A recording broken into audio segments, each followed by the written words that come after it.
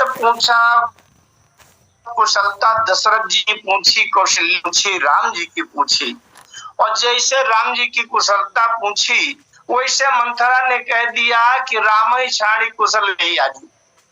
मैं अपने बिंदु पर पहुंचूं जहां पर विषय केंद्रित करना है। तो जब कैकेयी जी ने कहा कि भाई इसमें दुख का कारण क्या है, मुझे तो राम जी प्राणों से ज्यादा प्रिय है, तो उनके तिनके तिलक क्षोभ कस्तूरे। मंथरा ने पूरी बात बताई और भविष्य की आशंका व्यक्त की। आगिल बात समझ डर मोही, भानु कमल कुल पोषण हारा, बिनु जल जारी करे सोई छारा। अच्छा, तो कैकेयी के मानसिकता को परिवर्तित किया मंथरा की कुसंगति ने। और कैकेयी अब राम जी के राज तिलक के इस आयोजन को कैसे टालें, कैसे इसमें विघटन करें, इस पर विचार करने लगी। मंथरा ने एक स्मरण दिलाया, महारानी आपने बताया था कि दुई वरदान भूप सन थाती, अमांगहु आज जुड़ावहु छाती। दो वरदान आपके महाराज के पास सुरक्षित रखे हैं, तो वही दोनों वरदान मांग करके और हृदय को ठंडा कर लीजिए। लेकिन मंथरा ने एक बात कह दी कैकेयी जी से कि महाराज दशरथ वचन के पक्के नहीं हैं, वचन के कच्चे हैं, बदल जाते हैं, बदलुआ है। ये मंथरा ने कैकेयी जी से कह दिया। जबकि अभी तक सब लोगों को ये पता है कि महाराज दशरथ वचन के बहुत पक्के हैं। दशरथ जी ने कह दिया, रघुकुल रीति सदा चली आई, और प्राण जाहि बरु वचन न जाई। लेकिन कैकेयी जी का जो वाक्य है वहां भी संशय है कि दशरथ जी वचन पूरा नहीं करेंगे। अब आइए, बहुत केंद्रित होते हैं उस शब्द पर। कैकेयी जी जब मंथरा के समझाने के अनुसार कोप भवन में हो गई, दशरथ जी आए। दशरथ जी ने पूछा कारण कि क्रोध का कारण क्या है। कैकेयी जी कहती है, महाराज कारण कुछ नहीं है कि देन कहने वही दो वरदाना, मुझे आपने दो वरदान देने के लिए कहा है। आज मेरी इच्छा हो रही कि आज मैं वरदान मांग लूं। दशरथ जी ने कहा, ये तो कोई क्रोध का कारण नहीं है। दुई कह चारि मांगी मकुले हूँ। अरे मैंने दो कहा था, दो की जगह चार मांग लो। कैकेयी जी तुरंत कहती हैं, महाराज आप मुंह की बातों भर के हैं। मांगू मांगू पिय काहू पय कबहु न लेहु न देहु, अदेन कहो वरदान दुई त्यऊ पावत संदेहु। दो वरदान आपने देने को कहे थे, अब वो मिलने में भी संदेह है मुझे। इसका मतलब कैकेयी जी ये कह रही हैं कि मुझे भी विश्वास नहीं है कि आप दे ही देंगे। अच्छा, तो ये संदेह कहां से आया? मैं संदेह के उस मूल पर जाना चाहता हूं। जबकि आज तक सबकी मानसिकता में ये है कि दशरथ जी वचन के पक्के हैं। अगर दशरथ जी ने कह दिया है तो देने में, लेने में, मिलने में कोई संदेह नहीं होना चाहिए। लेकिन कैकेयी जी कहती हैं, देन कहो वरदान मुझ तेऊ पावत संदेह। अब संदेह क्यों है? मंथरा ने ऐसा समझा दिया कैकेयी जी को, क्योंकि उसमें आया मंथरा के लिए कि कोटि कुटिल मणि गुरु पढ़ाई। अगर गुरु ने अच्छे तरह से पढ़ा दिया है तो शिष्य के मन मस्तिष्क में वही बात बुद्धि में भर जाती। तो मंथरा ने क्या पढ़ाया है? मंथरा ने कैकेयी जी से बताया, महारानी दशरथ जी ऊपर से बातों के बनावटी सच्चे हैं, लेकिन वास्तव में दशरथ जी की बातों का ठिकाना नहीं है। दशरथ जी बदल जाते हैं, क्योंकि मंथरा ने एक बार देखा है कि दशरथ जी बदल गए थे।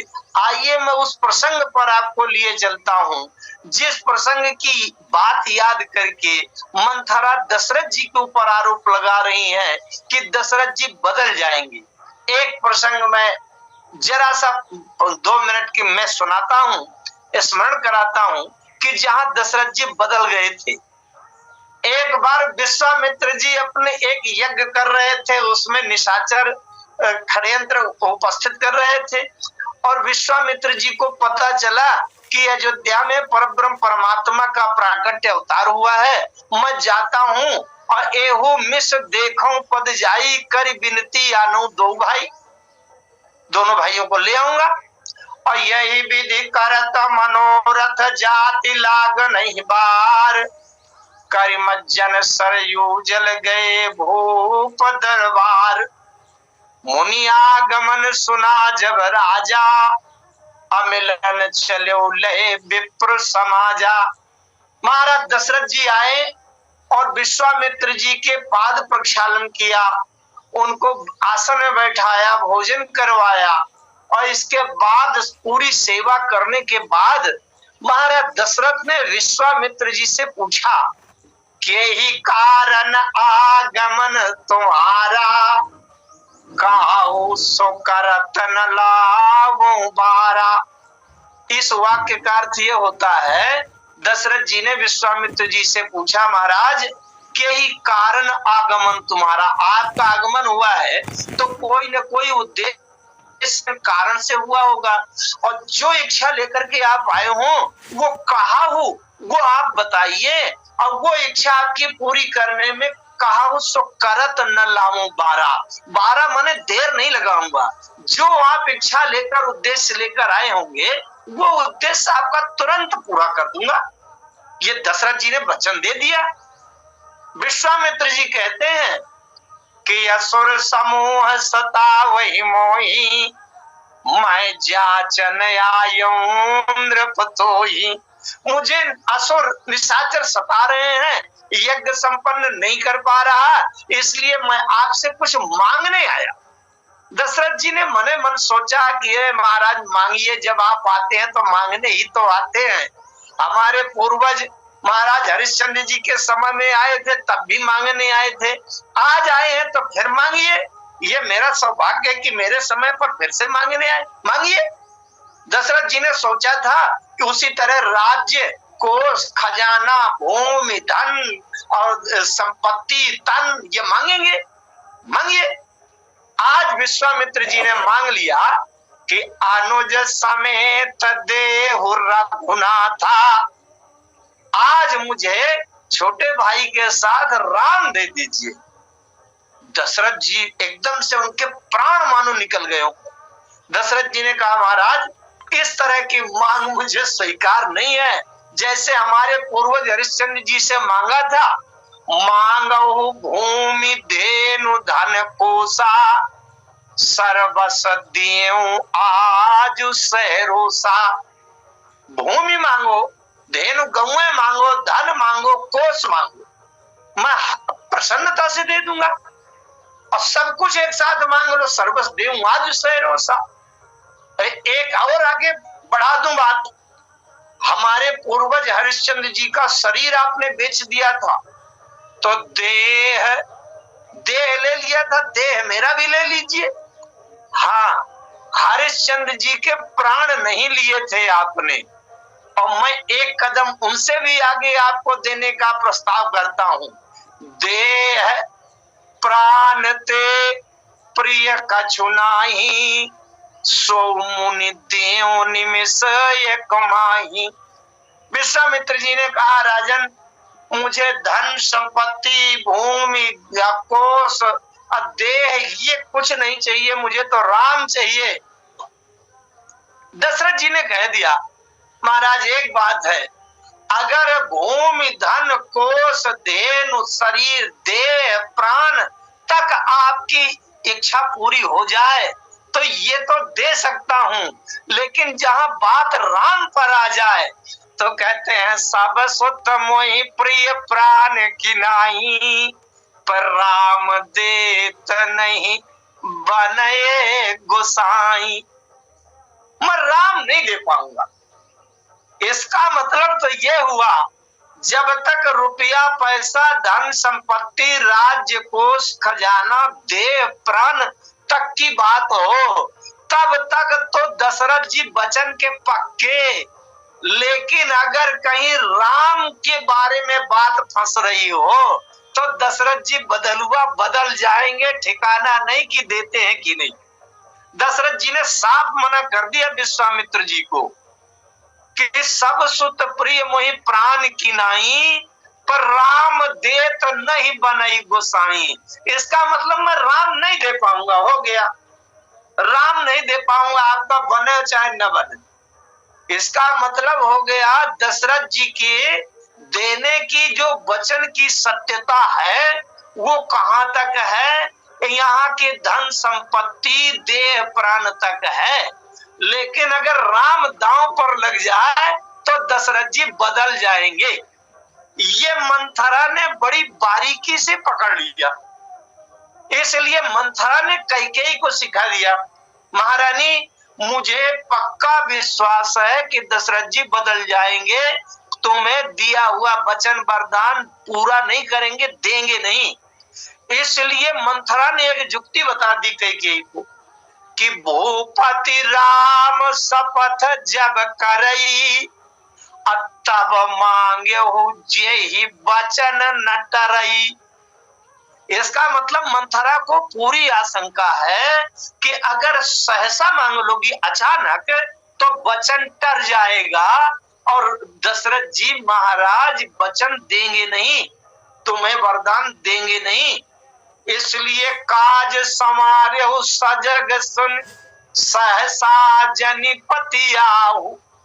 काज संवारे हो सजग हो, बड़ी सावधानी से काम बनाना, अचानक सरलता से विश्वास मत कर लेना, नहीं दशरथ जी बदल जाएंगे और वरदान देंगे नहीं। हाँ, एक ही स्थिति है कि भूपति राम शपथ जब करई, महाराज जब राम की कसम खा ले तब फिर मांग लेना। अच्छा, ये कसम शपथ का क्या मतलब है? ये पौराणिक काल में एक ये मान्यता थी कि अगर हम कोई वचन देते समय अपने परिवार के किसी प्रिय जन का नाम लेकर उसकी शपथ कसम खा लेते हैं तो अगर हम दिया हुआ वचन मिट जाएंगे तो जिसके नाम की कसम खाई है उसके जीवन में संकट आ जाएगा और उसका जीवन खतरे में पड़ जाएगा।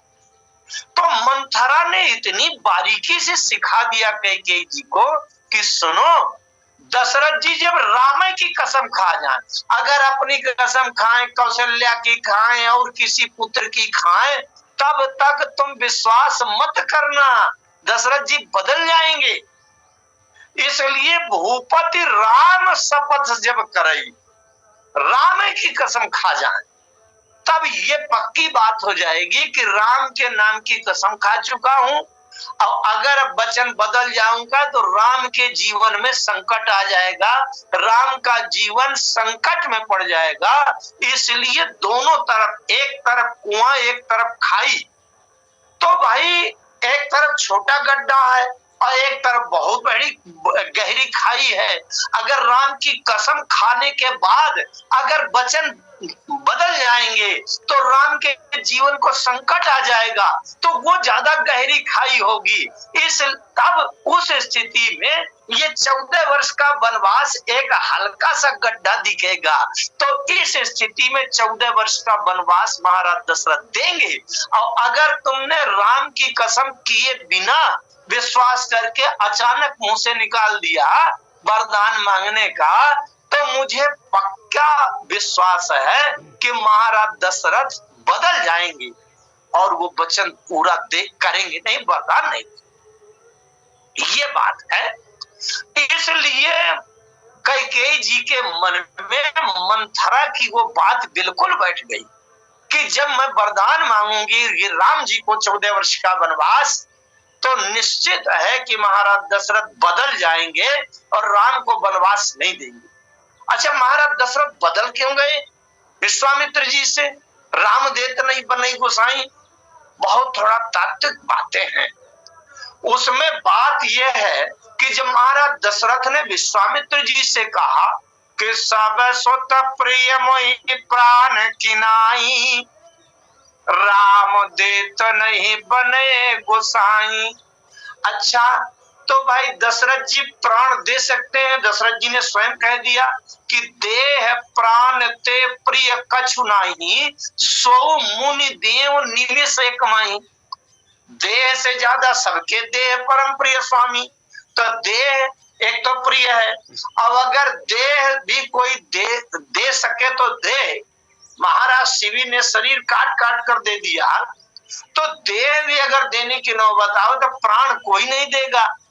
लेकिन दशरथ जी कहते हैं अगर आवश्यकता आपको हो तो मैं अपने प्राण भी दे दूं। देह प्राण ते प्रिय कछु नाही, तो प्राण भी दे सकता हूं, सो मुनि देव निमिष माही। अच्छा, तो जब दशरथ जी प्राण दे सकते हैं तो प्राणों के समान वाली वस्तु देने में क्या परेशानी है? जैसे मान लीजिए कोई यज्ञ हो रहा है और यज्ञ की समिति वाले सहयोग मांगने आए, हमने कहा 1000 रुपया हम दे देंगे। तो उन्होंने कहा ऐसा करिए कि जब आप 1000 रुपया देने के लिए तैयार हैं तो 1000 के रुपए के बदले 1000 के कीमत का घी दे दीजिए आप, या 1000 के मूल्य के चावल दे दीजिए आप। तो उसमें हमको क्या परेशानी है? अरे 1000 रुपया चाहे आप कैश ले जाओ और चाहे 1000 के मूल्य के बराबर का घी कहो, चावल कहो, वस्त्र कहो, तो हम दे देंगे। तो जब दशरथ जी प्राण दे सकते हैं, देह प्राण ते प्रिय कछु नाही, सो मुनि देव निमिष एक माही। तो जब प्राण दे सकते हैं तो प्राणों के समान प्रिय वाली वस्तु देने में क्या समस्या है? तो कहते हैं सब सुत प्रिय मोहि प्राण की नाही। इसका मतलब सभी पुत्र प्राणों की तरह प्रिय है ना। लेकिन इसके बाद भी दशरथ जी कहते हैं राम देत नहीं बनई गोसाई। ये थोड़ा कथा स्तर से और गहरी बात है। मैं 2 मिनट के लिए ये बात थोड़ी सी रखना चाहता हूं, शायद कुछ समझ में आए। प्राण तो दिए जा सकते हैं और ये अन्य पुत्र प्राणों के समान है, पर राम जी प्राण के समान नहीं है। बड़े ध्यान से समझना है। जैसे हमारे शरीर में सबसे महत्वपूर्ण मूल्यवान है प्राण, इसी प्रकार से प्राणों के भीतर भी जो परम मूल्यवान है, महत्वपूर्ण है, वो है प्राणों का प्राण। क्योंकि जैसे हमारे शरीर से प्राण निकाल लिया जाए तो शरीर बेकार हो जाएगा, उसी तरह से प्राणों के भीतर भी एक तत्व है, अगर उसको हटा दिया जाए तो प्राण भी किसी काम का नहीं रहेगा। वो प्राण जिसके द्वारा संचालित होते हैं, प्राण को कहते हैं आत्मा, लेकिन आत्मा संचालित होती है परमात्मा से। अगर परमात्मा तत्व निकाल दिया जाए प्राणों से तो प्राण भी निष्प्राण हो जाएगा। इसलिए जैसे शरीर के अंदर प्राण, उसी प्रकार से प्राणों के भीतर भी प्राण है, और जो प्राणों के भीतर प्राण है वो है राम। प्राण प्राण के जीव सुख के सुख राम, तुम तजितात सुहात ग्रह, जिनहि तिनहि विधिवाम। प्राण प्राण के जीवन जी के, प्राणों के भीतर का प्राण है राम। सब सुत प्रिय मोहि प्राण की नाही। राम के अलावा जो 3 पुत्र हैं वो तो प्राणों की तरह प्रिय हैं, लेकिन राम प्राण नहीं है, प्राणों के भीतर का प्राण है। क्योंकि दशरथ जी अगर राम कहीं दांव पर लगे तो दशरथ जी अपने प्राण देने के लिए हर समय तैयार हैं। विश्वामित्र जी से कह रहे हैं प्राण ले लो, दे प्राण ते प्रिय कछु नाही। क्यों? फिर से समझिएगा बहुत सरलता से। शरीर से अगर प्राण चला जाएगा तो जब अगला शरीर अगला जन्म मिलेगा तो प्राण फिर मिल जाएगा।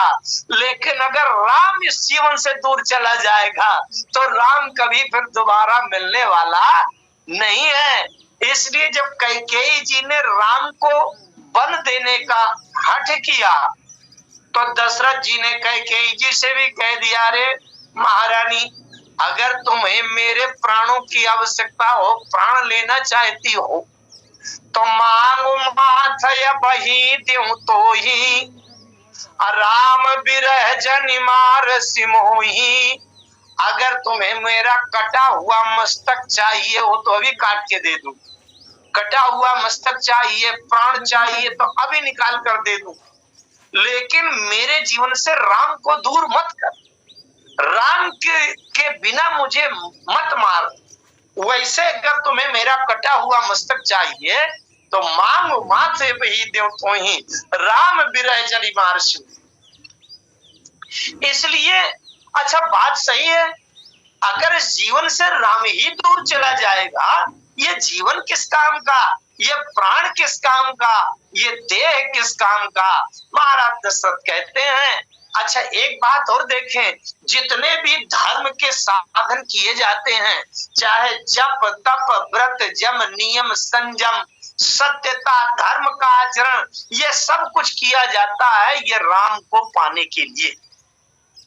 अगर राम नहीं मिलता तो एक खोखला धर्म का पुतला पकड़े रहने से क्या लाभ है। जिसके जीवन से राम दूर चला जाए और हम खोखला धर्म पकड़े बैठे रहे, सत्यवादिता और सब प्रकार के आचरण अपनी प्रतिष्ठा अपनी वाहवाही के लिए, और राम चला गया हमारे दूर से, हमारे जीवन से दूर चला गया, तो वो सत्यवादिता वो धर्म का आचरण वो निर्वाह किस काम का।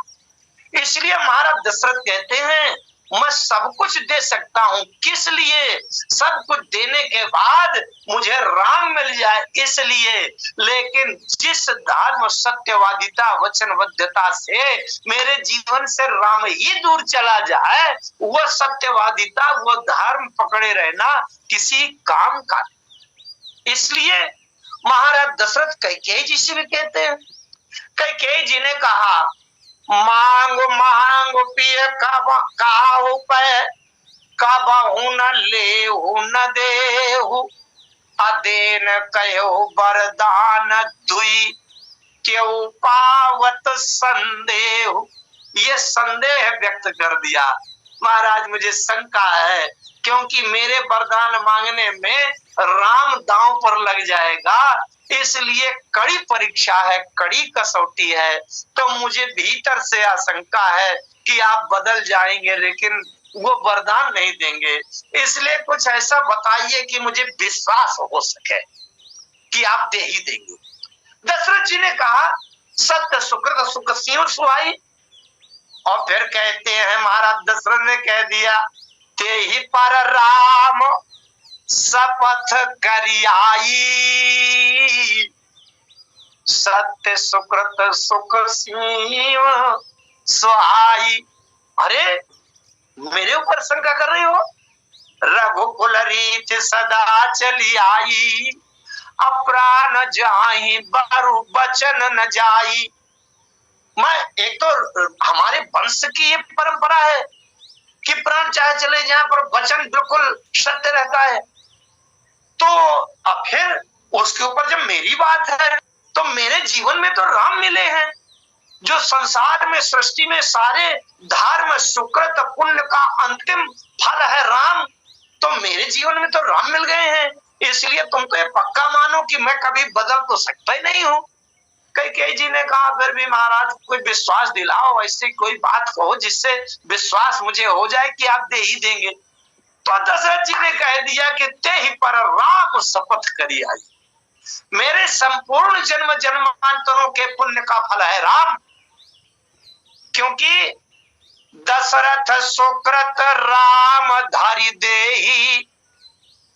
बालकांड में दो राजा सबसे बड़े पुण्य की सीमा है, राम सी शोभा अवधि, सुकृति अवधि दो राज।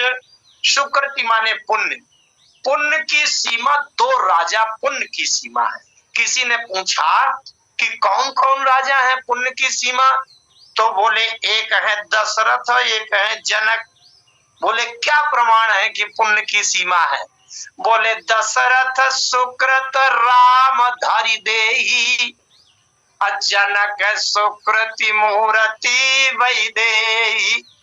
ये इन दोनों राजाओं के पुण्य का प्रमाण है कि दशरथ जी के पुण्य का प्रमाण है कि राम जी उनके पुत्र बन करके आ गए, और जनक जी के पुण्य का प्रमाण है कि वैदेही सीता उनकी पुत्री बन गई है।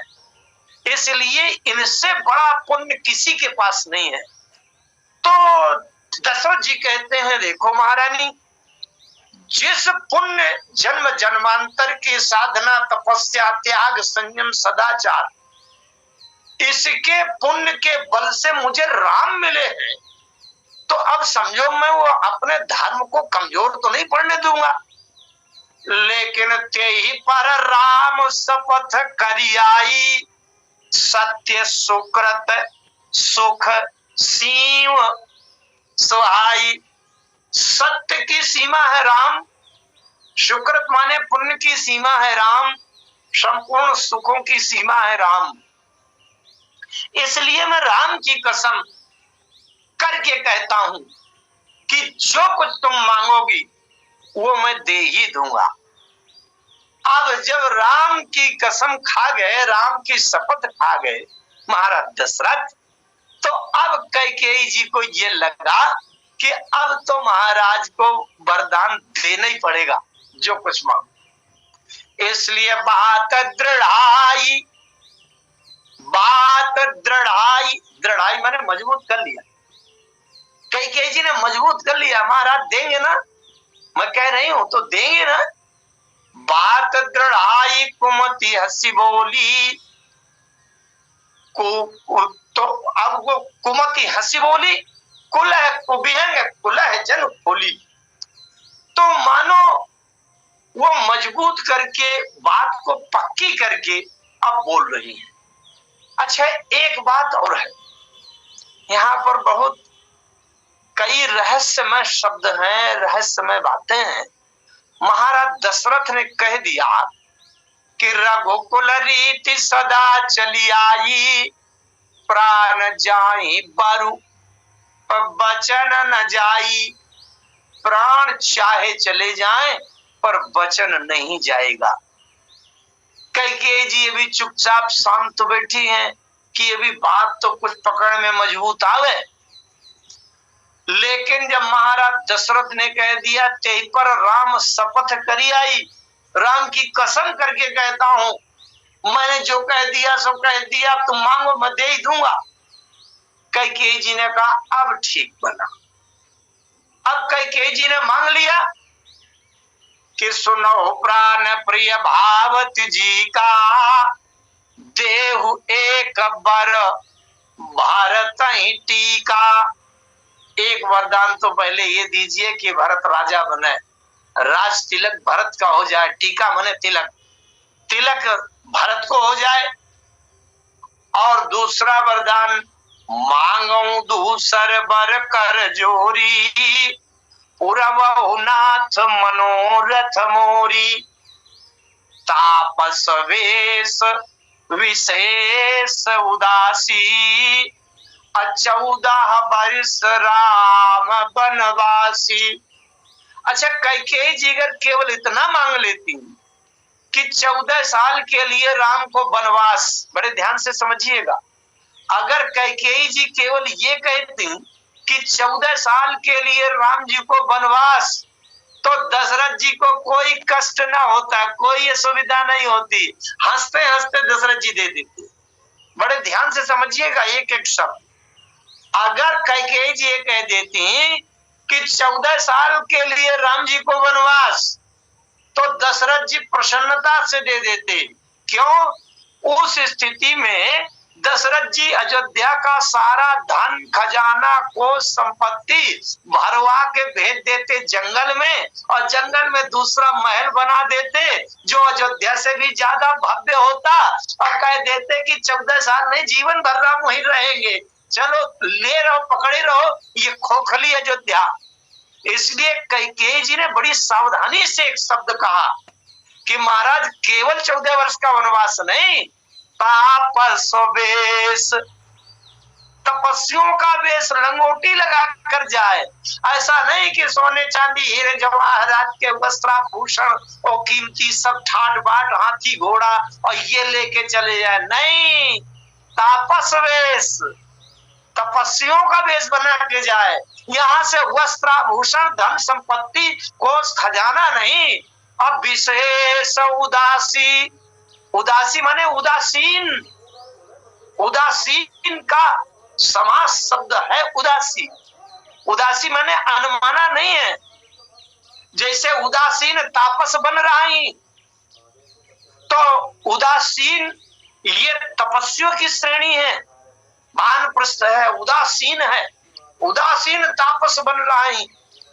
उदासीन का नियम होता है कि हम जहां से उदासीन होकर जा रहे हैं उस राज्य की एक भी वस्तु, कोई सुख सुविधा, कोई सेवक कर्मचारी, वहां का हाथी रथ घोड़ा या संपत्ति कुछ भी हम प्रयोग नहीं कर सकते। मैं यहाँ पर एक स्मरण कराना चाहूंगा, बड़ा मार्मिक एक स्मरण आ रहा है प्रसंग का मुझे। जब लंका में युद्ध के समय लक्ष्मण जी को शक्ति लगी थी, लक्ष्मण के प्राण संकट में थे कि पता नहीं कौन सी सांस अंतिम हो जाए, और उस समय हनुमान जी गए द्रोण पर्वत से बूटी लेने, पूरा पर्वत लिए आए और भरत जी ने देखा, बाण मार कर नीचे गिरा दिया। हनुमान जी मूर्छित हुए, बाद में होश में आए तो हनुमान जी ने कप सब चरित समास बखाने जल्दी जल्दी बता दिया कि राम जी बड़े संकट में हैं, सीता जी का हरण हो गया है और त्रैलोक्य विजेता बड़ा दस्यु सम्राट रावण के कब्जे में सीता है और युद्ध छिड़ गया है। लक्ष्मण को ऐसा बाण लगा है कि इतनी घबराहट है कि पता नहीं कौन सी सांस अंतिम हो जाए, दोबारा लौट के मिले ना मिले, ये स्थिति है। अच्छा, तो जब ऐसा संकट का समाचार सुना तो लोग प्रश्न करते हैं कि भरत जी को उस समय राम जी की सहायता के लिए जाना चाहिए। भाई कोई भी अगर राम जी, भरत जी के जीवन के सबसे बड़े केंद्र है राम जी, और राम जी के ऊपर संकट, सीता रावण के अधिकार में, और लक्ष्मण जी के प्राण बिल्कुल एक एक श्वास का ठिकाना नहीं है, तो भरत जी को कहना चाहिए चलो मैं अयोध्या से सेना लेकर चलता हूँ, देखता हूँ राम जी की तरफ से मैं रावण से युद्ध करूंगा, कहना चाहिए। लोग कहते हैं क्यों नहीं गए? भरत जी जानते हैं कि राम जी 14 वर्ष के वनवास के लिए गए, उसमें शर्त लगाई गई थी कि तापस वेश विशेष उदासी, उदासी माने अपने राज्य से उदासीन रहना चाहिए। एक भी सैनिक, एक भी शस्त्र, एक भी सुविधा अपने राज्य की नहीं मिलनी चाहिए राम जी को 14 साल तक, उदासीन है। अगर मैं यहाँ से सेना भेज दूंगा या मैं चला जाऊंगा या कुछ करूंगा तो जो उदासीन की शर्त है वो खंडित हो जाएगी और राम जी का 14 वर्ष का वनवास खंडित हो जाएगा और राम जी को फिर से दोबारा 14 वर्ष के वनवास में जाना पड़ेगा। इसलिए भरत जी ने कहा नहीं, ये उदासीन की स्थिति की कसौटी है, परीक्षा है। इसलिए कैकेयी जी ने बड़ी सावधानी से मांगा कि तापस वेश विशेष उदासी 14 वर्ष राम वनवासी, विशेष उदासीन होकर के जाए। अच्छा, तो अब ये मांग करने के स्थिति में दशरथ जी ने कैकेयी से कहा महारानी जानती हो इस हठ का परिणाम क्या होगा? इस हठ का परिणाम होगा समुझ देख जिए प्रिया प्रवीणा, अजीवन राम दर से आधीना, कहां स्वभाव न छल मन माही, अजीवन मोर राम बिनु नाही, राम के बिना मैं जीवित नहीं रहूंगा। अच्छा, अब देखिए बात मैं जहां केंद्रित करना चाहता हूं आज ले जाकर जिस जिज्ञासा बिंदु पर, दशरथ जी कह रहे थे कि रघुकुल रीति सदा चली आई, प्राण जाए बरु, बरु माने चाहे, चाहे प्राण चले जाएं पर वचन न जाई। कैकेयी जी कहती हैं महाराज आप तो फंस गए, आपके प्राण भी जाएंगे और वचन भी जाएंगे। ना आप वचन बचा पाएंगे ना प्राण बचा पाएंगे। क्यों? क्योंकि मुझे वरदान देने के लिए राम की कसम आप खा चुके हैं। तेज पर राम शपथ करी आई, तो मेरे मांगे हुए वरदान के अनुसार राम को वनवास देना ही पड़ेगा। और राम को वनवास देंगे तो प्राण आपके निकल ही जाएंगे। और जब प्राण निकल जाएंगे तो वो वचन का क्या होगा जिस वचन में घोषणा किया था कि राम ही देव काली युवराजू, कल राम को राजा बना दूंगा, ये वचन आप कैसे पूरा करेंगे? ये बताइए। राम को वनवास देना ही पड़ेगा आपको। और जब राम को वनवास दे देंगे और प्राण चले जाएंगे, लेकिन वो वचन आपका अधूरा पड़ा रहेगा, क्योंकि वचन तो दोनों है ना। ये भी तो वचन दिया है अभी 2 घंटा 4 घंटा पहले राज्यसभा में कि कल राम को राजा बनाया जाएगा, राम ही देव काली युवराजू। तो जब राम को वनवास देंगे तो राम को युवराज कैसे देंगे? ये वचन भी आपका जाएगा और प्राण भी जाएगा।